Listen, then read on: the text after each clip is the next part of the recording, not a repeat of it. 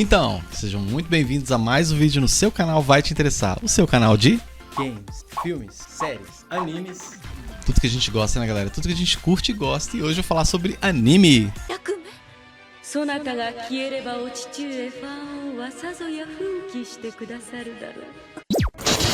Então, galera, o anime da vez que eu trago pra vocês aqui hoje, um anime dos anos 90, né, galera? Eu sempre trazendo animes antigos, animes velhos aqui, porque está no coração, né, galera? Já tá no sangue trazer animes antigos aqui pro canal, já virou uma marca do canal trazer animes antigos. Wrecker of Lodoss War, galera. Um anime que foi inspirado em um RPG de mesa, com certeza. Eu falo sobre algumas curiosidades sobre esse anime, os personagens, o enredo da história. Após a vinheta, vem comigo porque vai te interessar.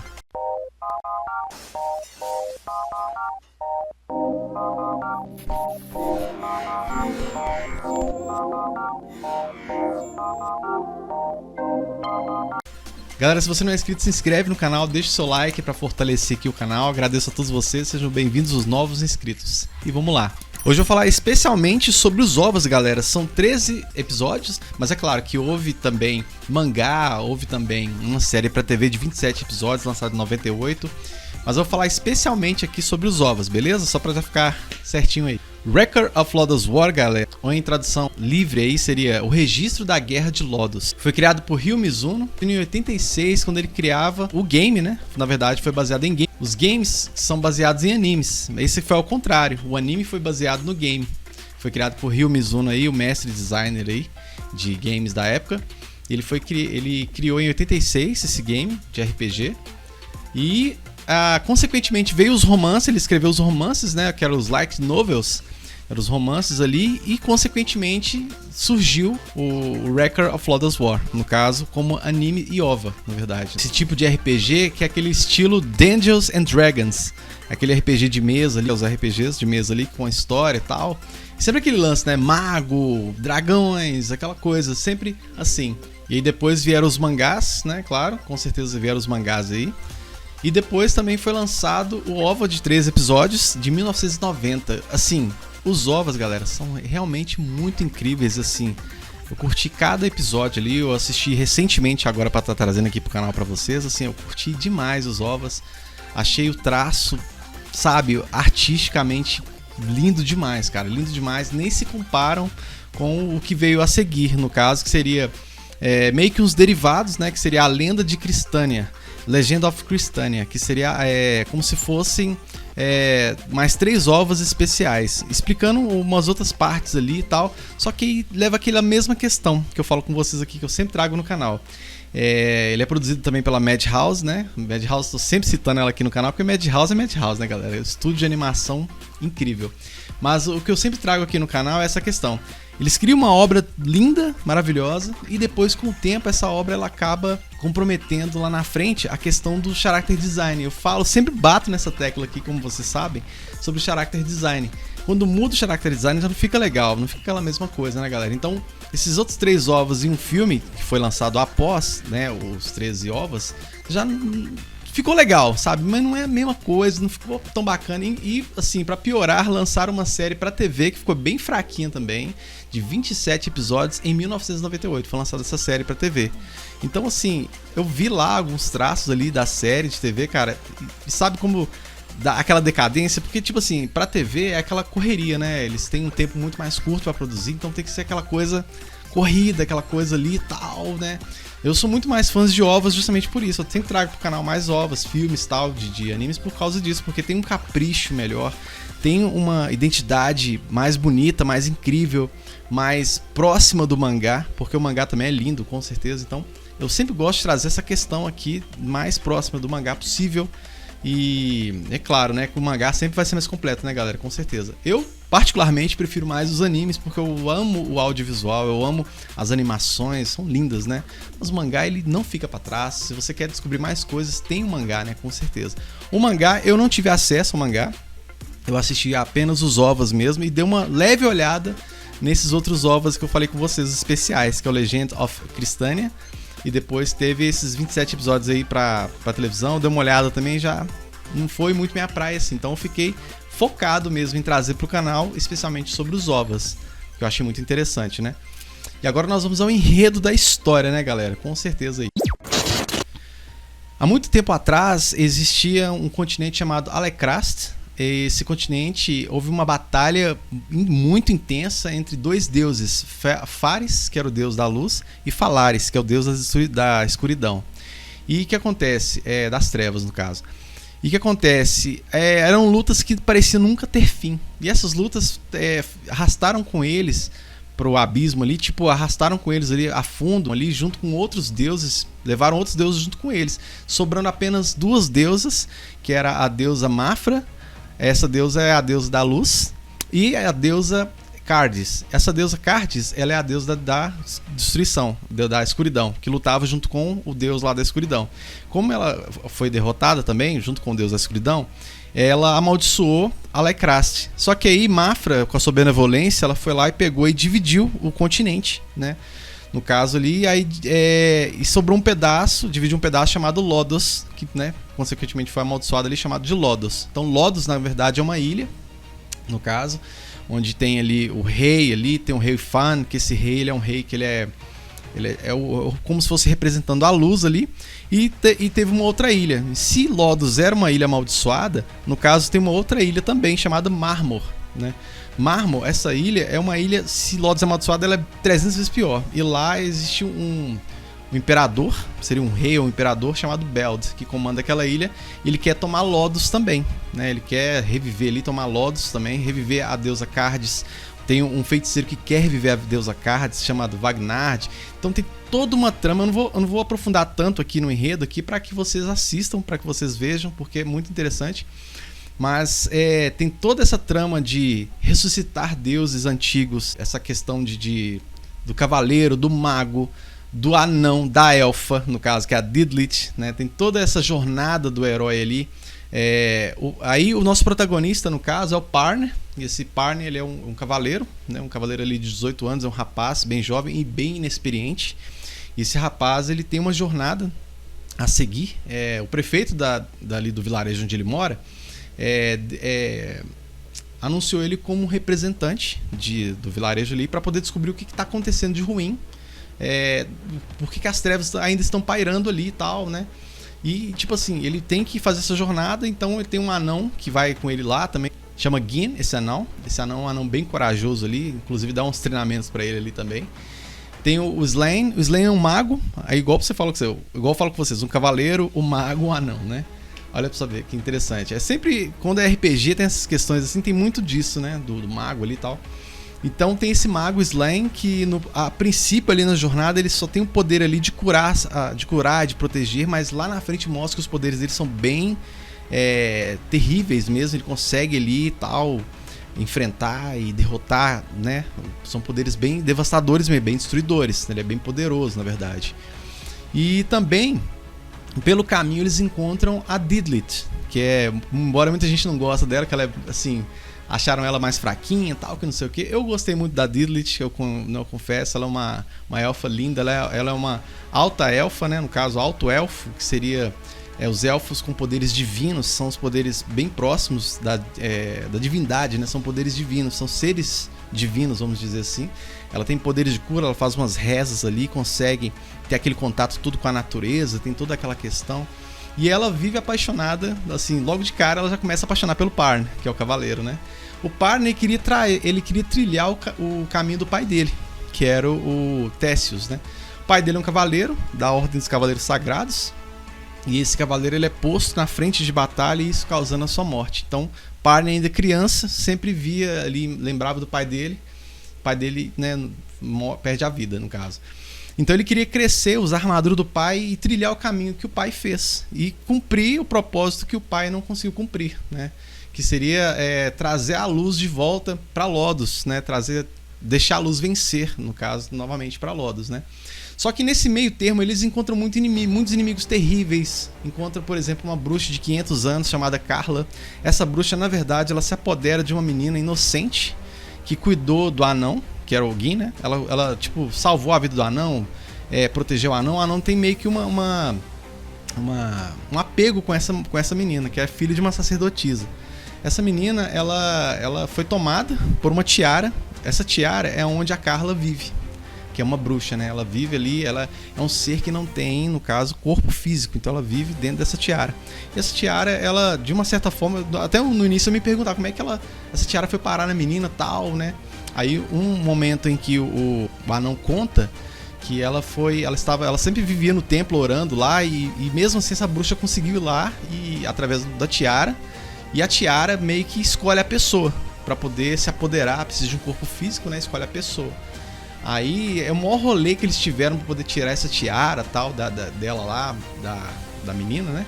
O nome da menina é Leiria. Essa menina era filha da sacerdotisa, como eu falei com vocês. Então foi um maior rolê para tirar essa tiara, porque tem um outro vamos dizer, mago ali, imperador, que fala que tá nessa, que a Carla tá na tiara, tem que tirar a tiara dela, tal. E ela ali, ela é como se fosse mediadora ali do bem e do mal, só que é lógico que ela é do mal, né? Ela não queria que o rei Fan, né, que é o rei do bem ali no caso de Lodos, e o rei Belt, o imperador Belt, vencessem, né? Então ela, ou seja, quando existe uma luta entre os dois ali, ela acaba tipo assim, o Belt acaba derrotando o Fan, né, o rei lá Fan. E aí, tipo assim, ela vai e derrota o Belt. Então fica aquela coisa, o Fan, ele é um rei que queria unificar tudo, Lodos, ele queria a paz, que renasse em tudo unificado novamente, o que foi dividido ser rejuntado, ele queria isso, o desejo do rei Fan.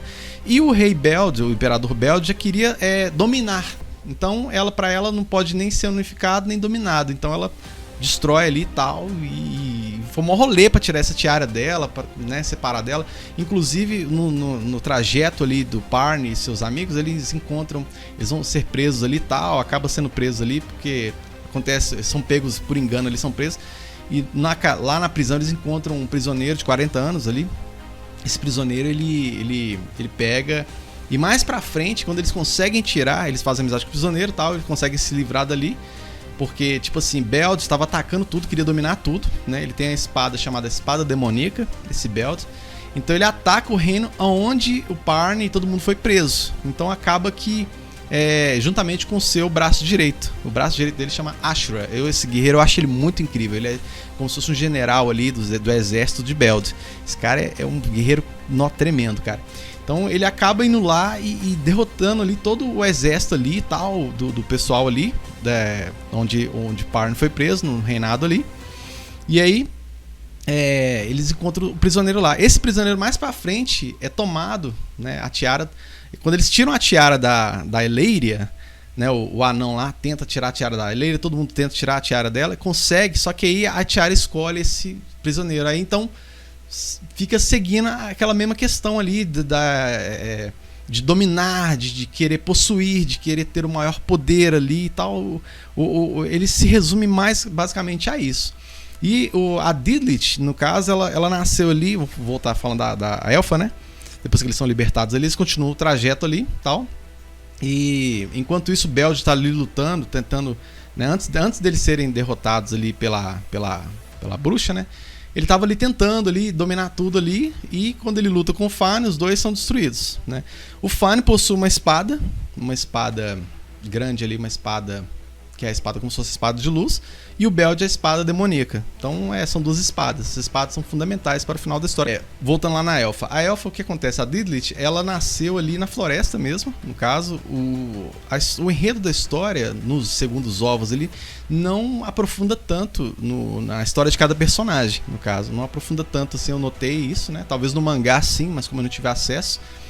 Então ela nasceu na floresta sem volta. E ela conhece o caminho ali, eles têm que passar por aquela floresta para poder atravessar do outro lado, para poder seguir a jornada ali e descobrir o que tá pegando, tal, porque até então eles não sabiam o que estava pegando, tal. Então eles queriam descobrir e fazendo essa jornada toda ali no caminho, a jornada do herói, né? Aí vão todos eles ali, né? E depois que acontece esse rolê todo ali e tal, que o prisioneiro se junta com eles, aí eles continuam seguindo a jornada ali, enfrentando. Existem os dragões também. Tem um dragão que chama Shooting Stars. Esse dragão tava para ser desperto também.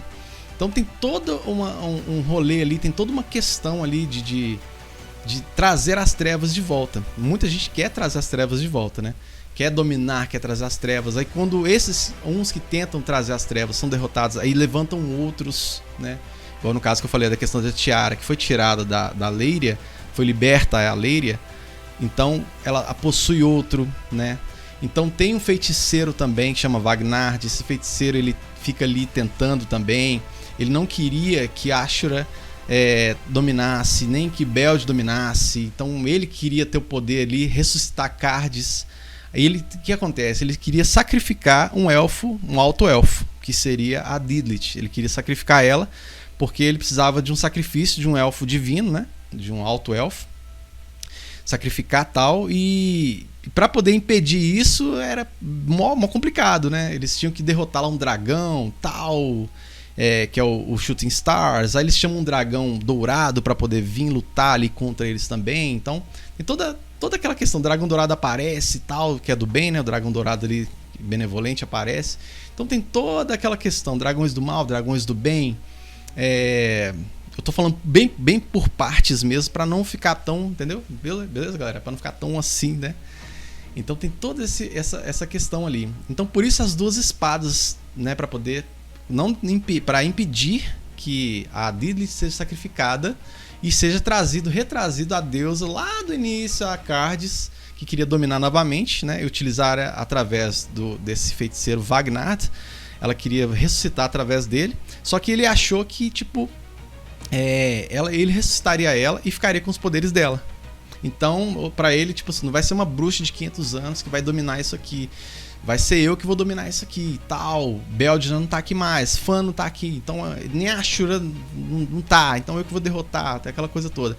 Também tem uma outra personagem também que eu achei muito interessante, que é a Pirotês. Ela é uma elfa negra. Ela é rival ali diretamente da Didlit, que é a elfa branca, a elfa normal, né? Ela é rival e ela é braço direito ali, e ela acaba se oferecendo para ajudar o Ashura, que seria o general lá do Beld. Então ela tenta ali se incluir no exército, se mostrar útil, e depois ela demonstra uma paixão pelo Ashura e acaba se apaixonando por ele ali e tal, né? Aquela coisa ali.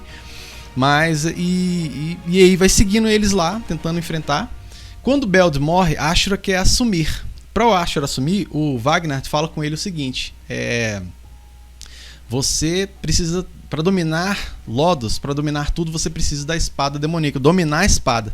Se você dominar a espada, você consegue dominar tudo, né? Isso é uma mentira dele que ele falou, apesar que é meia verdade, na verdade, porque ele queria usar o Ashura para chegar onde ele queria, né? Também. Então ele pega aquela espada ali e fala: você tem que dominar essa espada, que era a espada do Beld, do Imperador Beld. Você tem que dominar essa espada demoníaca. Se você dominar essa espada, aí você domina Lodos, mas também tem um cetro, o cetro da dominação. Você precisa do cetro e dessa espada para ter o controle total. Só que quem queria ter o controle, na verdade, era o próprio Vagnard, que seria esse feiticeiro vagabundo. Então o que acontece? Ele fica ali mais pra frente mostrando no futuro o que ele realmente queria, né? E Ashura, infelizmente, aparentemente ele é derrotado ali, tal, no final ali. A elfa tenta salvar ele e Vagnard vaza, e ele, né? Só que depois ele volta de novo, né? Ele não, na verdade ele não morreu. Quem morreu só a elfa mesmo tentando defender ele. A elfa que era apaixonada, a Pirotês. E ele volta novamente ali e tal. Ele só estava adormecido, ele caiu ali, estava só adormecido ali na luta contra o dragão ali. Ele volta novamente ali, tenta lutar ali pela última vez. Só que infelizmente ele acaba sendo derrotado mesmo ali pelo próprio Vagnard. O Vagnard pega e derrota ele ali e tal. A Cardis tenta possuir Vagnard. E na luta contra o Vagnard, o Ashura e o Parn tenta lutar ali no final também, que é o protagonista principal. Ele tenta lutar ali no final. Então, quando ele tenta enfrentar ali, parecia ser quase invencível, na verdade, né? Parecia ser quase invencível, na verdade, ali. O Ashura, ele tenta enfrentar o Ashura ali, mas acaba que quem vence mesmo o Ashura seria o Vagnard. E acaba que o Vagnard também vai, né? E ele consegue, por fim, vou falar aqui, né? Por fim, ele consegue ali, com as duas espadas, fazer o impedimento do sacrifício de Didlit, né? Não vou explicar como que é para não ficar tão assim, né? E ele consegue impedir ali, beleza, de uma certa forma. Agora voltando, outros dois personagens, são dois mercenários também, que eu acho interessantíssimos, os dois personagens. que é a Shears e o Orson. O Orson, ele no caso, cara, ele é um berserker, velho. Muito interessante isso, ele é um berserker. Muita gente falou assim, o Parn contra ele não tem chances, realmente. Porque ele meio que dá uma doideira nele, ele é possuído por um espírito de Heroes, né, esse espírito bem maligno ali. Então, esse mercenário, eles são parceiros, né? Ele e a Shears são parceiros. No caso, ele temia que as trevas fossem tomadas porque ele seria totalmente tomado por esse espírito. O espírito que torna ele um berserker, que é tipo assim, se ele é um espírito maligno da loucura e da violência. Então, se ele é tomado por esse espírito ali, nada para ele fica totalmente louco. Então, tanto é que no momento, quando eles são apresentados nos ovas, o Parn encontra eles pelo caminho ali, por acaso, né? Eles são confundidos ali com pessoas de Mármol, tal, que Mármol é uma ilha muito, muito ruim, né? Tal, muito mal, muito maligna, né? E acharam que a Didlich era uma elfa negra, então eles tentam atacar eles ali. Então nessa hora que eles se encontram ali, nessa parte ali, quando o Parn vai para poder vencer a Shears, né, no caso, a menina lá de cabelos ruivos, ele tenta vencer ela, que é a parceira dele, na que vê lá que ela vai tentar vencer, ele vai, aponta a espada pra ela lá, assim, ele já fica doido, ele já enlouquece, ele, poxa, minha parceira. Só que aí o espírito de Berserker toma conta dele. E ele fica doidaço, cara, doidaço mesmo. Então ele é um inimigo muito poderoso, são dois personagens que eu achei bem legais também ali, que é o Orson, né, e a Shears, que eu achei muito legal também, esses dois personagens. Então, galera, esse é o enredo. Eu não falei tão profundamente aqui, eu falei mais picado e por partes, indo e voltando, vindo pra frente e voltando pra trás. Porque, tipo assim, eu não quero estragar a experiência de quem for assistir. Então, não detalhei tanto. Também são 13 episódios, na verdade. Os episódios são bem pequenos aí. Cada episódio ele é de 20 minutos, 24 minutos cada episódio. Então, assim, você maratona super rápido os ovas, com certeza, né? Eu vou deixar o link na descrição dos ovas, pra vocês darem uma olhada, né? Vou deixar aqui. Se tiver em off, até onde eu vi não tava em off. Vocês podem ver que eu vou deixar na descrição o link. Vou tentar linkar na descrição aqui, claro, né? Só que, infelizmente, é legendado. Quem gosta de legendado, beleza, ótimo, eu assisti tudo legendado. Mas quem prefere dublado, tem na Crunchyroll também, né? Tá disponível na Crunchyroll, pelo Amazon Prime também, tal. Então tá bem ali, tal. A pessoa, vocês conseguem assistir, ter acesso ali pelos streams, né? Mas em sites de anime vocês também encontram, né? Se vocês pesquisarem ali pela internet, vocês encontram essa grande obra aí do Ryo Mizuno, que assim é sensacional, cara, sensacional para quem curte animes antigos, para quem curte toda essa temática, né?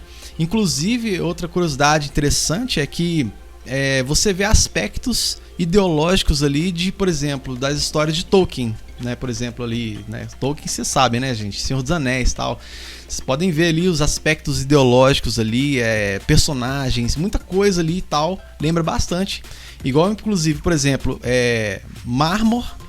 Mordor. Olha pra você ver, né? Você vê que tem meio que uma inspiraçãozinha ali, se vocês observarem. E assistindo mesmo os ovos, vocês vão ver que tem certos... A jornada, tal, elfa, né? Então, ou seja, tem anões. Olha pra você ver, anão.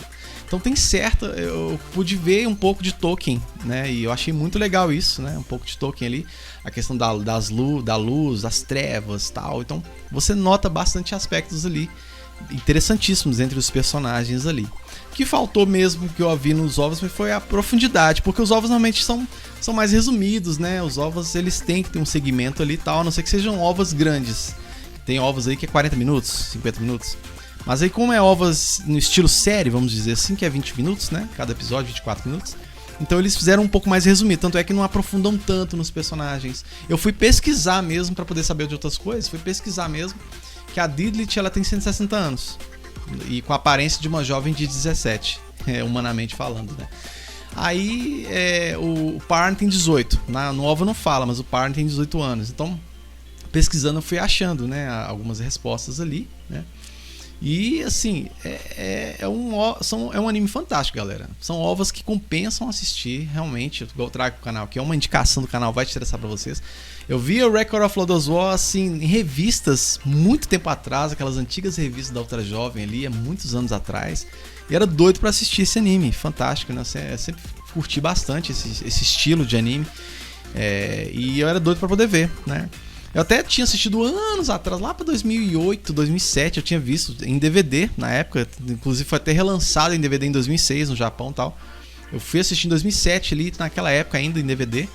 E depois eu assisti por partes, nem vi tudo. Então recentemente agora eu vi totalmente um episódio atrás do outro pra trazer pro canal pra vocês, beleza? Especialmente aí pra vocês.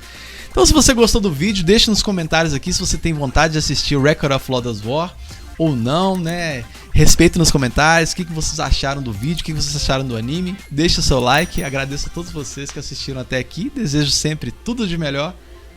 Valeu!